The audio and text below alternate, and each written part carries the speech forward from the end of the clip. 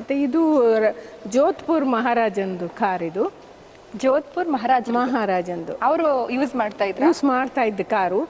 ಏನೋ ಇದು ಒಂದ್ಸರಿ ರೆಸ್ಟೋರೇಷನ್ಗೆ ಹೋದಾಗ ಇವ್ರು ನೋಡಿದ್ರು, ಅಯ್ಯೋ ಇದು ನಮ್ಮ ಮನೆ ಕಾರು ಅಂತ. ಕಡೆಗೆ ಅವ್ರು ವಾಪಸ್ ಕೇಳಿದ್ರು, ಎಷ್ಟು ಬೇಕಾದರೂ ಕೊಡ್ತೀವಿ ನಾವು, ನನಗೆ ಕೊಡಿ ಅಂತ. ನಾವು ಚಿಕ್ಕನ್ನಲ್ಲಿ ಓಡಾಡಿದ ಕಾರು, ನಾವು ರೆಸ್ಟೋರೇಷನ್ ಮಾಡಿಸಿದ್ಮೇಲೆ ಅದ್ರ ಮೇಲೆ ಪ್ರೀತಿ ಇಲ್ಲಿ ಏನು ಹೇಳ್ತಾರೆ, ಯಾರೋ ಒಬ್ಬರು ಸ್ಟಾರ್ಟ್ ಮಾಡಬೇಕು ಮತ್ತು ಪ್ರತಿಯೊಂದಕ್ಕೂ ಕಾರ್ಬೈಡ್ ಕ್ರಿಸ್ಟಲ್ಸ್ ಅಲ್ಲ, ಕಾರ್ಬೈಡ್ ಕ್ರಿಸ್ಟಲ್ ಹಾಕಿ ಅದ್ರ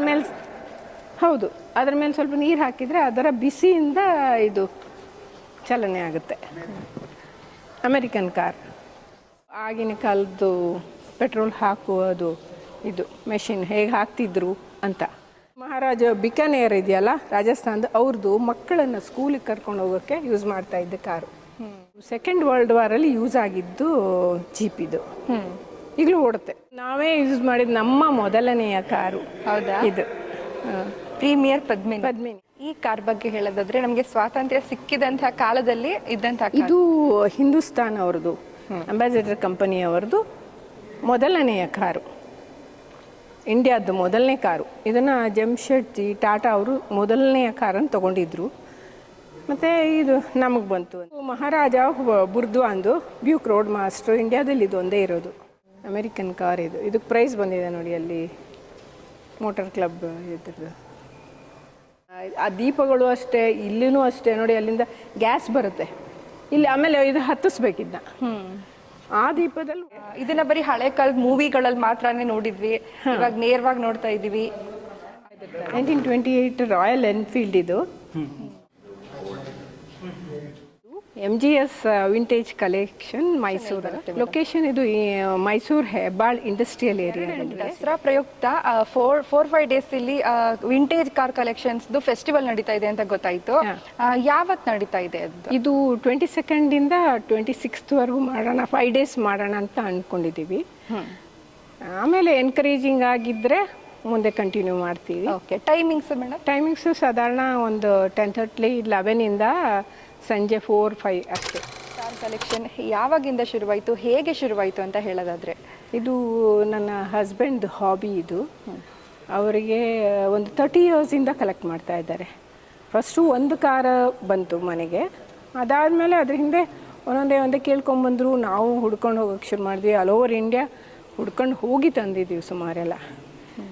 ಇದರಲ್ಲಿ ನಮ್ಮದೇ ಆದದ್ದು ಒಂದು 2-3 ಕಾರ್ ಇದೆ ಅಷ್ಟೇ. ಮತ್ತು ಅವ್ರಿಗೇನು ಅಂತಂದರೆ, ಅವ್ರ ಫ್ಯಾಮಿಲಿಯಲ್ಲಿ ಎಲ್ಲ ಇಂಥ ಕಾರ್ ಯೂಸ್ ಮಾಡಿದ್ರು, ನಮ್ಮ ತಂದೆಯವರು, ಅವ್ರ ತಾತ ಅವರು ಅಂತ ಹೇಳಿ ಆ ಕಾರ್ನೆಲ್ಲ ಹುಡ್ಕೊಂಡು ಬಂದು ತೊಗೊಂಡು ಇಲ್ಲಿ ಇಟ್ಟಿದ್ದಾರೆ. ಓಕೆ, ಇಲ್ಲಿ ಯಾವ್ಯಾವುದೆಲ್ಲ ಕಾರ್ಸ್ ಇದೆ ಎಕ್ಸ್ಪ್ಲೇನ್ ಮಾಡ್ಬೋದಾ ಮೇಡಮ್? ಇಲ್ಲಿ ನಾವು ಒಂದು ಕಡೆಯಿಂದ ನೋಡಿದರೆ ಇಲ್ಲಿ ಫಿಯೇಟ್ಗಳೊಂದು 7-8 ಇದೆ, ಅಂಬಾಸಿಡರ್ಗಳೊಂದು 10-12 ಇದೆ. ಅದು ಇಯರ್ ವೈಸು ಇದೆ. ಫಸ್ಟ್ ಮಾರ್ಕ್ 1 ಮಾರ್ಕ್ 2 ಆ ಥರನೂ ಫುಲ್ ಇದೆ ಅದರದ್ದು ಸೀರೀಸು.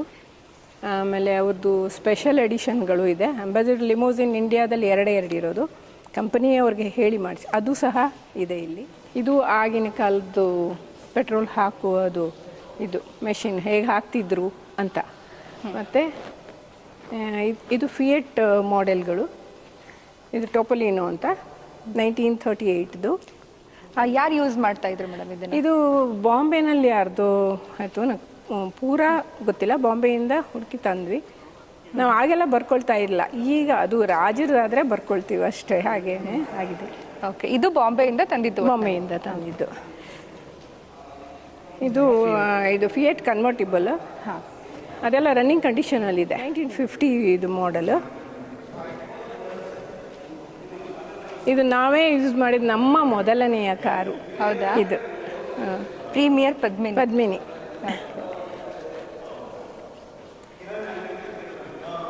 ಇದು ಅವ್ರದ್ದೇನೆ ಸೆಡಾನ್ ಅಂತ, ಫಿಯೇಟ್ ಅವ್ರದ್ದು 1962. ಮೇಡಮ್, ಒಟ್ಟು ಎಷ್ಟು ಕಾರ್ಗಳನ್ನು ಈ ಥರ ಕಲೆ ಹಾಕಿದ್ದೀರಾ ನೀವು? ನಾವು ಸಮ್ವೇರ್ ಅಬೌಟ್ 65 to 70 ಕಾರ್ಸ್ ಇದೆ. ಹೌದಾ? ಹಾಂ, ಇಲ್ಲಿ ಇವಾಗ ರೈಟ್ನೋ ನೀವು ಒಂದು 30-35 ನೋಡ್ಬೋದು. ಇನ್ನೆಲ್ಲ ರೆಸ್ಟೋರೇಷನ್ಗೆ ಹೋಗಿದೆ, ಬರುತ್ತೆ ಕೆಲವು ನಾಳಿದ್ದು. ಮನೆಯಲ್ಲಿ ಒಂದು ಸ್ವಲ್ಪ ಇದೆ. ಈ ಕಾರ್ಗಳೆಲ್ಲ ಜಸ್ಟ್ ತಂದು ಹಾಗೆ ನಿಲ್ಲಿಸಿರೋದಾ ಅಥವಾ ಗುಡ್ ಕಂಡೀಷನಲ್ಲಿ ಇದೆಯಾ ಅಂತ? ಇದರಲ್ಲಿ 80% ಎಲ್ಲ ಓಡುತ್ತೆ. ಮತ್ತು ತುಂಬ ಹಳೆಯದಾದದ್ದು ಪ್ರೋಟೋಟೈಪ್ ಎಲ್ಲನೂ ಇಟ್ಕೊಂಡಿದೆ. ಅದು ರೆಡಿ ಮಾಡ್ತೀವಿ, ಓಡುತ್ತೆ, ನೆಕ್ಸ್ಟ್ ದಸರಕ್ಕಾಗುವಾಗ ನಿಂತಿರುತ್ತೆ ಅದು. ನಮ್ದು ಯಾಕಂದ್ರೆ ರೆಗ್ಯುಲರ್ ಯೂಸಲ್ಲಿ ಇಲ್ಲ ಅಲ್ಲ, ಹಾಗೆ ನಿಮ್ಮ ಕಾರ್ಗಳು ಸುಮಾರಷ್ಟು ವಿಂಟೇಜ್ ಕಾರ್ ಕಲೆಕ್ಷನ್ಸ್ಗೆ ಹೋಗುತ್ತೆ ಅಂತ ಎಲ್ಲ ಕೇಳ್ಪಟ್ವಿ. ಅದ್ರ ಬಗ್ಗೆ ಹೇಳ್ಕೊಳ್ಳೋದಾದ್ರೆ, ಅದು ಕಾರ್ಟಿಯರಲ್ಲಿ ಇಲ್ಲಿಂದ ಸುಮಾರು ಒಂದು 10 ಕಾರ್ ಹೋಗಿತ್ತು. ಹೈದರಾಬಾದ್ ಅಲ್ಲಿ ಕಾರ್ಟಿಯರ್ ಅವ್ರದ್ದು ಈ ಥರ ವಿಂಟೇಜ್ ಕಾರ್ ಫೆಸ್ಟಿವಲ್ ಆಗುತ್ತೆ. ಈಗಲೂ ಸಹ ಒಬೇರಾಯಲ್ಲಿ ಆಗುತ್ತೆ ನಾಳಿದ್ದು. ಅವ್ರು ಕೇಳಿದ್ರು, ನಮ್ಗೆ ಕೊಡೋಕ್ಕೆ ಟೈಮ್ ಇಲ್ಲ, ನಮ್ಮದು ಇಲ್ಲಿ ಮೈಸೂರಲ್ಲಿ ಈ ಥರ ದಸರಾ ಇರುವಾಗ ನಾವು ಅಲ್ಲಿ ಕಳಿಸೋದು ಯಾಕೋ ಸರಿ ಅನಿಸ್ಲಿಲ್ಲ. ಇದು ಬೀಟ್ಲ್ ಇದೆ, ವೋಕ್ಸ್ ವ್ಯಾಗನ್ ಬೀಟ್ಲ್ ಅಂತ, ಈ ಥರ ಒಂದು 4 ಇದೆ. 1965 ಇದು 66. ಆಮೇಲೆ ಇನ್ನೆಲ್ಲ ಲೇಟೆಸ್ಟ್ ಅಂದರೆ 70, 80 ಅದೆಲ್ಲ ಇದೆ.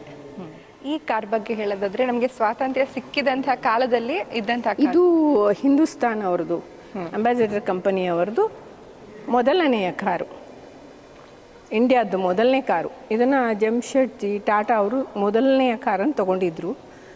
ಮತ್ತು ಇದು ನಮಗೆ ಬಂತು ಒಂದು, ಆದರೆ ಅವರೇ ಆಮೇಲೆಲ್ಲ ಬಂದಿದ್ದಲ್ಲ ಅಂಬಾಸಿಡರ್ಗಳು. ಈ ಹಳೆಯ ಮಾಡೆಲ್ ಥರ ಇರೋದು ಇದು. ಓಕೆ, ಇದು ನಮ್ಮ ಮೊದಲ car, vintage car collection start ಮಾಡಿದ್ದೀವಲ್ಲ, ಮೊದಲನೇದು ಇದು. ಈ ಕಾರಿಂದನೇ ನಿಮ್ಮ ಕಾರಿನ ಹುಚ್ಚು ಹಿಡಿದಿದ್ದು ಇದರಿಂದ, ಹಳೆ ಕಾರಿನ. ಇದು ಮೊದಲು ನಾವು ತುಂಬ ಮೈಸೂರಿಡೀ ರೌಂಡ್ ಹೊಡಿತಾ ಇದ್ವಿ, ಎಷ್ಟು ಚೆನ್ನಾಗಿತ್ತು. ಈಗ ಸ್ವಲ್ಪ ಒಂದೊಂದ್ಸರಿ ಅದನ್ನ ಇದು ಮಾಡಕ್ಕೆ ಬರಬೇಕಾಗುತ್ತೆ ಜನಗಳು, ಅದೆಲ್ಲ ಬಾಂಬೆಯಿಂದ ಬರ್ತಾರೆ ಟ್ಯೂನಪ್ ಮಾಡೋಕ್ಕೆ. ಇದು ಸೆಕೆಂಡ್ ವರ್ಲ್ಡ್ ವಾರಲ್ಲಿ ಯೂಸ್ ಆಗಿದ್ದು ಜೀಪ್ ಇದು. ಈಗಲೂ ಓಡುತ್ತೆ ಚೆನ್ನಾಗಿ. ವಾರಲ್ಲಿ ಅವ್ರಿಗೆ ಏನೇನು ಬೇಕಾಗುತ್ತೆ ಅದೆಲ್ಲ ಇಟ್ಕೊಳ್ಳೋ ಅಂಥದ್ದು ಇದೆ ನೋಡಿ. ಇದೆಲ್ಲ ರಸ್ತೆ ಕೆಟ್ಟು ಹೋದರೆ ಹಾಗೆ. ಪೆಟ್ರೋಲ್ ಇದು ಟ್ಯಾಂಕು ಇಲ್ಲಿದೆ ಅವರಿಗೆ ನೋಡಿ. ಡಾಟ್ಸ್ ಕಿಂಗ್ಸ್ವೇ ಅಂತ ಹೇಳಿ, ಇದು ನಾವು ತಗೊಂಡಿದ್ದು ಇಂಡಿಯನ್ ಎಕ್ಸ್ಪ್ರೆಸ್ ಗೋಯಂಕಾ ಅಂತ ಒಬ್ರು ಇದ್ದಾರಲ್ಲ, ಅವ್ರ ಹತ್ರ ತಗೊಂಡಿದ್ದು. ಅವ್ರದ್ದು ಕಲೆಕ್ಷನ್ಸ್ ತುಂಬ ಚೆನ್ನಾಗಿದೆ. ಒಂದು 300 ಕಾರ್ಸ್ ಇಟ್ಕೊಂಡಿದ್ದಾರೆ ಅವರು. ಅವ್ರ ಹತ್ರ ತೊಗೊಂಡಿದ್ದೆ. ಇದು ಇವರ ತಾತ ಅವ್ರ ಹತ್ರ ಇತ್ತು, ಇವ್ರ ಮನೆಯಲ್ಲೇ. ನೆನಪಿಗಾಗಿ ಇದನ್ನು ತೊಗೊಂಡಿದ್ದು. ಇದು ಬ್ಯೂಕ್ ಅಂತ ಅಮೇರಿಕನ್ ಕಾರು. ಇದು ತುಂಬ ಚೆನ್ನಾಗಿ ರನ್ನಿಂಗಲ್ಲಿದೆ ಇದು ಈಗ. ಮತ್ತು ಇದು ಜೋಧ್ಪುರ್ ಮಹಾರಾಜಂದು ಕಾರ್. ಇದು ಜೋಧ್ಪುರ್ ಮಹಾರಾಜಂದು ಅವರು ಯೂಸ್ ಮಾಡ್ತಾ ಇದ್ದ ಕಾರು. ಏನೋ ಇದು ಒಂದ್ಸರಿ ರೆಸ್ಟೋರೇಷನ್ಗೆ ಹೋದಾಗ ಇವ್ರು ನೋಡಿದ್ರು, ಅಯ್ಯೋ ಇದು ನಮ್ಮ ಮನೆ ಕಾರು ಅಂತ. ಕಡೆಗೆ ಅವ್ರು ವಾಪಸ್ ಕೇಳಿದ್ರು, ಎಷ್ಟು ಬೇಕಾದರೂ ಕೊಡ್ತೀವಿ ನಾವು, ನನಗೆ ಕೊಡಿ ಅಂತ. ನಾವು ಚಿಕ್ಕನ್ನಲ್ಲಿ ಓಡಾಡಿದ ಕಾರು, ನಾವು ರೆಸ್ಟೋರೇಷನ್ ಮಾಡಿಸಿದ್ಮೇಲೆ ಅದ್ರ ಮೇಲೆ ಪ್ರೀತಿ ಬರುತ್ತೆ. ನಾವು ಪ್ರತಿಯೊಂದು ಪಾರ್ಟನ್ನು ಎಲ್ಲೆಲ್ಲಿಂದೋ ತರಿಸಿ ಅದನ್ನು ಹೊಸದಾಗಿ ಮಾಡಿಸ್ತೀವಿ. ನೀವು ಅದನ್ನು ತೆಗೆದು ನೋಡಿದ್ರೆ ಇಂಜಿನು ಅಷ್ಟೇ, ಅದನ್ನು ಅಷ್ಟು ನೀಟಾಗಿರಬೇಕು. ಸೊ ಮಹಾರಾಜರು ಯೂಸ್ ಮಾಡಿದಂಥ ಕಾರ್. ಹೌದು, ಇದು ಅಷ್ಟೇ. ಇದು ಜಾರ್ಖಂಡ್ದು ಮಹಾರಾಜ ಆಫ್ ರಾಮ್ಗಢ್ ಅಂತ ಅವ್ರದ್ದು. ಇದು 1935. ಇದು ರೋಲ್ಸ್ ರಾಯ್ಸ್.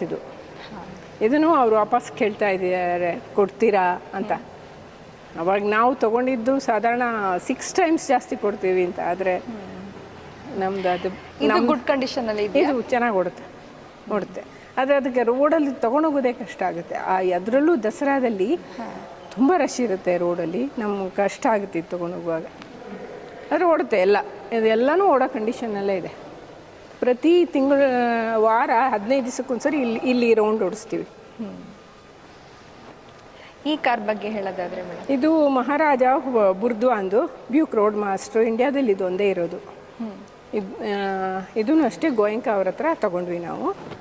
ಆದರೆ ಇದು 1955. ಈಗ ಮಾಡ್ರನ್ ಕಾರಲ್ಲಿ ಏನೇನು ಇರ್ತದೆ ಆಟೋಮೆಟಿಕ್ ಇದು ಅದೆಲ್ಲ ಇದರಲ್ಲಿದೆ. ಅದರದ್ದು ಗ್ಲಾಸ್ ಇದು ಇಳಿಸೋದಾಗಲಿ ಎಲ್ಲ ಬಟನ್ ಸಿಸ್ಟಮ್ ಇವಾಗಿದೆಯಲ್ಲ, ಅದೆಲ್ಲ ಇದೆ.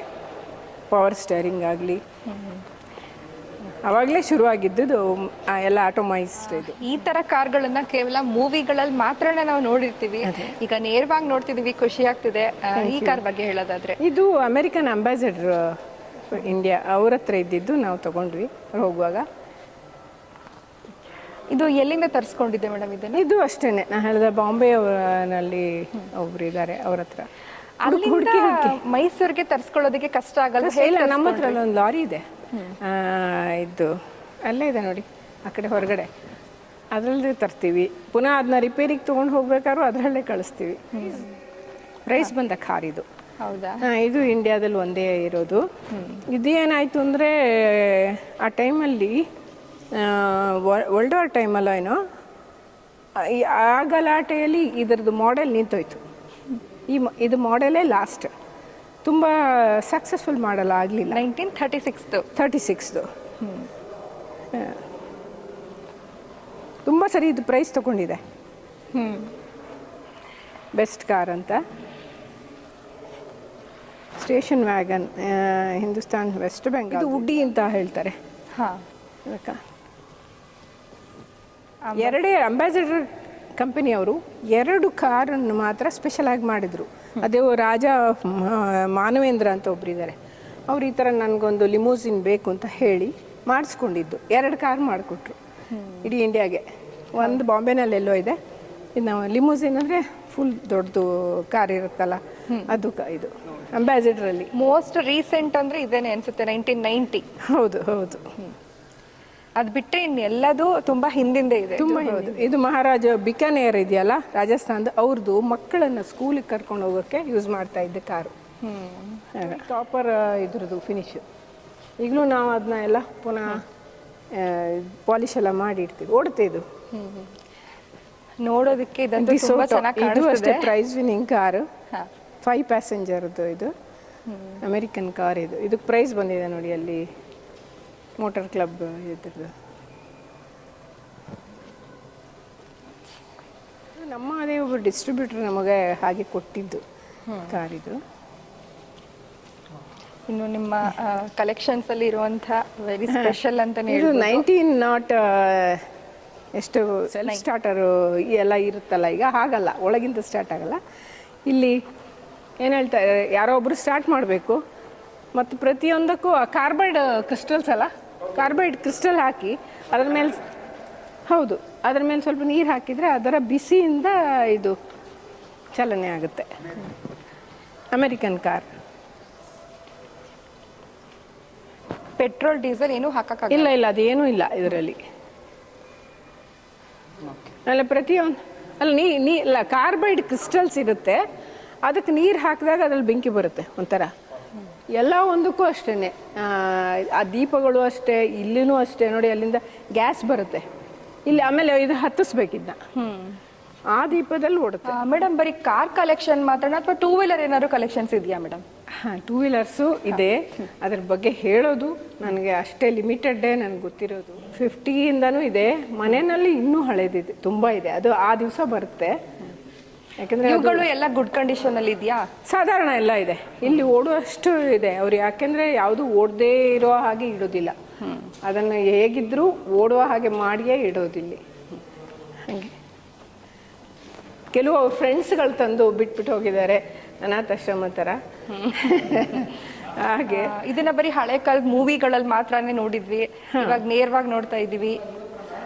ಇದನ್ನ ಕಲೆಕ್ಟ್ ಮಾಡೋದು ನಿಮ್ಗೆ ಎಷ್ಟು ಖುಷಿ ಇದೆ ಮೇಡಮ್? ಅದು ಯಾರಿಗಾದ್ರೂ ಇವ್ರಿಗೆ ಆರ್ಟಿಸ್ಟ್ಗಳಿಗೆ ಅಥವಾ ಅವ್ರು ಕೇಳಿ ಹೇಗೆ ನಿಮಗೆ ನಿಮ್ಮ ಪೇಂಟಿಂಗ್ ಬಗ್ಗೆ ಎಷ್ಟು ಇಷ್ಟ ಅಂತ, ಅದು ಎಷ್ಟು ಅಂತ ಹೇಳಕ್ಕೆ ಆಗೋದೇ ಇಲ್ಲ, ಅಷ್ಟು ಇಷ್ಟ. ಹೌದು, ಮನೆಯಲ್ಲಿ ಸ್ವಲ್ಪ ಇದೆ, ತುಂಬ ಅಪರೂಪದು, ಇಡೀ ಇಂಡಿಯಾದಲ್ಲಿ ಎಲ್ಲೂ ಇಲ್ಲದೆ ಇರೋ ಬೈಕ್ಗಳು ಮನೆಯಲ್ಲಿದೆ. ಅದನ್ನು ಅವರು ಇಲ್ಲಿ ಇಡಕ್ಕೂ ತುಂಬ ಹೆದರ್ತಾರೆ. 1928 ರಾಯಲ್ ಎನ್ಫೀಲ್ಡ್ ಇದು.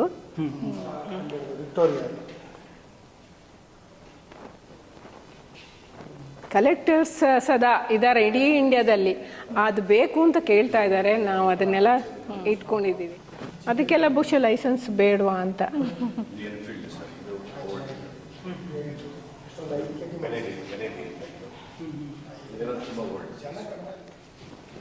ಅದೆಲ್ಲ ಒಂದು ಚಿಕ್ಕನ್ನಲ್ಲಿ ಓಡಿಸ್ತಾ ಇದ್ದಿದ್ದು. ಇದು MGS vintage collection, Mysuru. Location ಎಲ್ಲಿ ಬರುತ್ತೆ? ಲೊಕೇಶನ್ ಇದು ಮೈಸೂರು ಹೆಬ್ಬಾಳ್ ಇಂಡಸ್ಟ್ರಿಯಲ್ ಏರಿಯಾದಲ್ಲಿದೆ ಸದ್ಯಕ್ಕೆ.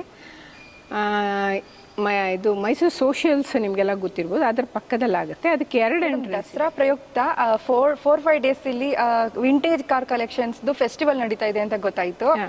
ಯಾವತ್ ನಡೀತಾ ಇದೆ ಅದು? ಇದು 22nd 26th ವರೆಗೂ ಮಾಡೋಣ, 5 days ಮಾಡೋಣ ಅಂತ ಅಂದ್ಕೊಂಡಿದ್ದೀವಿ. ಆಮೇಲೆ ಎನ್ಕರೇಜಿಂಗ್ ಆಗಿದ್ದರೆ ಮುಂದೆ ಕಂಟಿನ್ಯೂ ಮಾಡ್ತೀವಿ. Okay, timings madam? ಟೈಮಿಂಗ್ಸು ಸಾಧಾರಣ ಒಂದು 10:30 11 ಸಂಜೆ 4-5 ಅಷ್ಟೇ. ಓಕೆ, ಎಂಟ್ರಿ ಫೀಸು ಒಂದು 50 ಇಡೋಣ ಅಂತ ಅಂದ್ಕೊಂಡಿದ್ದೀವಿ.